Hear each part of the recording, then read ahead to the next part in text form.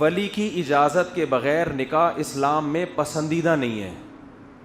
لڑکی کو یہ اجازت نہیں ہے اسلام میں, پسندیدہ کام نہیں ہے کہ وہ باپ یا بھائیوں کی مرضی کے بغیر نکاح کرے, کیونکہ ان کا تجربہ, ان کی غیرت وہ زیادہ ہوتی ہے, ان کو پتہ ہے کہ کون 2 نمبر ہے کون 1 نمبر ہے.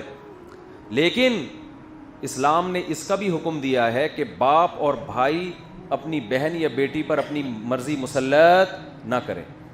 تو یہ جو اس طرح کے کیسز ہو رہے ہیں کورٹ میرج کے بعد, آپ کو قتل کرنے کی قطعاً اجازت بولو نہیں ہے. اس میں آپ قیامت کے دن الٹے لٹکے ہوئے ہوگے, جہنم کی آگ میں ہوگے, اللہ کا غضب نازل ہوگا. اللہ آپ کو غیرت کے ایوارڈ نہیں دے گا کہ ماشاء اللہ بڑا غیرت کا کام کیا تو نے, تیری بیٹی نے شادی کی اور تو نے اس کو جان سے مار کے اپنے خاندان کی ناک اونچی کر دی. اس پہ آپ کو قیامت کے دن کوئی ایوارڈ ملنے والا نہیں ہے. حلال حرام میں فرق کرو, اس نے نکاح کیا ہے, ٹھیک ہے طریقہ غلط تھا اس کا, لیکن اس غلط پہ مجبور کس نے کیا ہے؟ اس غلط پہ مجبور آپ نے کیا ہے. اور میں کہتا ہوں اس زمانے میں اللہ, میں نہیں ترغیب دے رہا کہ بھاگ کے نکاح کریں, لیکن اگر کوئی نکاح کر رہا ہے خدا کی قسم اس کے پاؤں دھو کے پیو. ہمارے ہاں بہت سے علماء کہتے ہیں کہ یہ غلط ہے, اس کو روکو. میں کہتا ہوں اگر آپ معاشرے میں چل کے دیکھو تو آپ کو لگے گا یہ مبارک لوگ ہیں, کیونکہ زنا اتنا زیادہ معاشرے میں ہو رہا ہے. میں کہتا ہوں گھر سے بھاگ کے نکاح کرنے والی اس لڑکی سے کروڑہ گنا بہتر ہے جو اپنے بوائے فرینڈ کے ساتھ ڈیٹیں مار رہی ہے اور زنا کر رہی ہے. کروڑہ گنا بہتر ہے.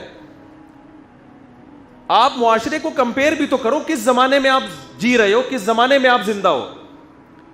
برائی کا تذکرہ کرنا بھی برائی ہے. میرے سامنے جو یونیورسٹیوں کے حالات ہیں, پروفیسروں کے لڑکیوں سے چکر, لڑکیوں کے بوائے فرینڈوں سے چکر, یہ چکر اگر میں آپ کے سامنے بیان کروں, جو جتنے غیرت مند لوگ بیٹھے ہیں وہ شکر ادا کریں گے ہماری بیٹی نے بھاگ کے الحمدللہ شادی کی ہے, کسی سے چکر نہیں چلایا. اس پہ شکر ادا کریں گے. اس ماحول کو دیکھو آپ, ایک جگہ آپ کسی علاقے میں گئے, سارے ہیروئن پی رہے ہیں, آپ کا بچہ بھی اسی علاقے میں رہتا ہے, سارے کیا کر رہے ہیں؟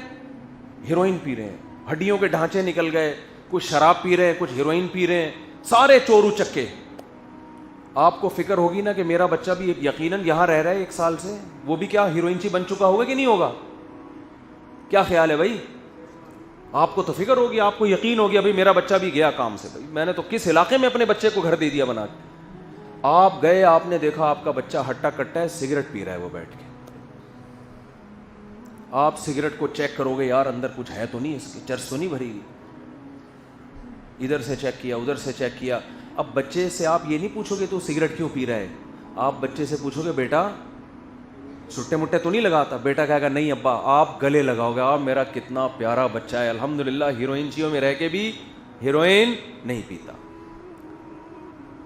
وہ باپ یہ حرکت کرے گا جس کو کلچر کا پتہ ہے کہ یہ ہیروئنچیوں کا کلچر ہے, اس میں سگریٹ پینے والے کو اپریشیٹ کیا جائے گا.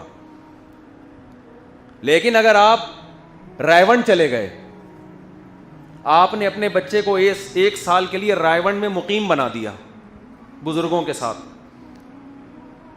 سارے آب زمزم پی رہے ہیں, مدینہ کی کھجوریں کھا رہے ہیں, تہجد چل رہی ہے, اللہ اللہ ہو رہا ہے, اشراق. رائے ون میں تو یہی ماحول ہے نا, گھنٹوں گھنٹوں دعائیں ہو رہی ہیں.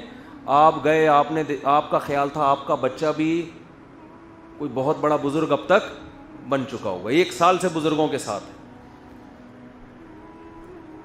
آپ کا خیال تھا میں جب جاؤں گا تو دعائیں مانگ رہا ہوگا, آنسو نکل رہے ہوں گے, یا سجدے میں سر ہوگا, یا اللہ رسول کی باتیں کر رہا ہوگا, 6 نمبر بیان کر رہا ہوگا, یا تشکیل میں ہوگا, یا تشکیل کرا رہا ہوگا, چہرے پہ نور ہوگا, داڑھی ہوگی, نہا دھو کے آیا ہوگا, خوشبو لگی ہوئی ہوگی, کیونکہ ماحول ایسا ہے. آپ گئے تو کیا پی رہا ہے؟ ادھر بیٹھا ہوا ہے, سگریٹ پی رہا ہے, صرف سگریٹ. آپ کے تو پاؤں سے زمین نکل جائے گی, یار کس ماحول میں نے بچے کو بھیجا تھا. اور یہ کمبخت ریونڈ میں تو کوئی بزرگ میں نے نہیں دیکھے سگریٹ پیتے ہیں.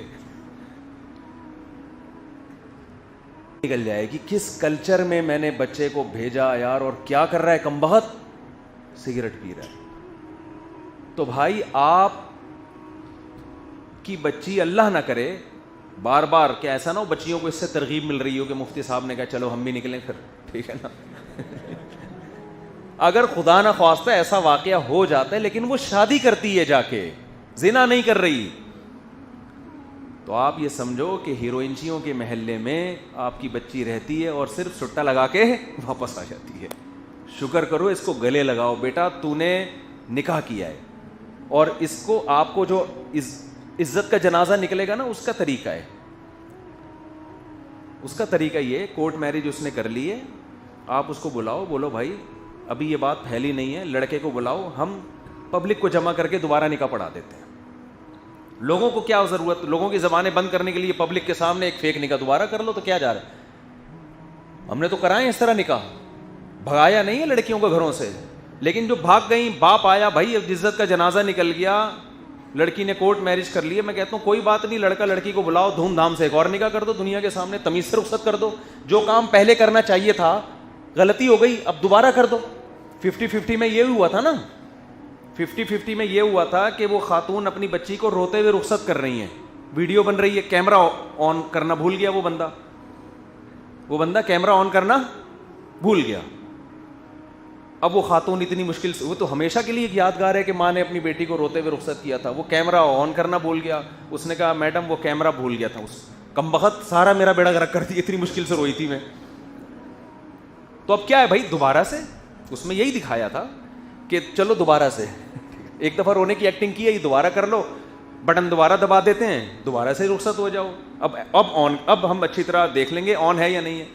تو ایک دفعہ آپ کی غلطی، آپ نے بچی کی مرضی کا خیال نہیں کیا، اس کی اپنی وقت پہ اس کا نکاح نہیں کیا، جہاں وہ چاہ رہی تھی وہاں نکاح نہیں کیا آپ نے. اس نے 10 دفعہ بتایا، ماں کو بھی، بھائی کو بھی، امی کو بھی، پرچے لکھ لکھ کے تکیے کے نیچے رکھے، اس نے، آپ کی کھوپڑی میں بات نہیں آئی.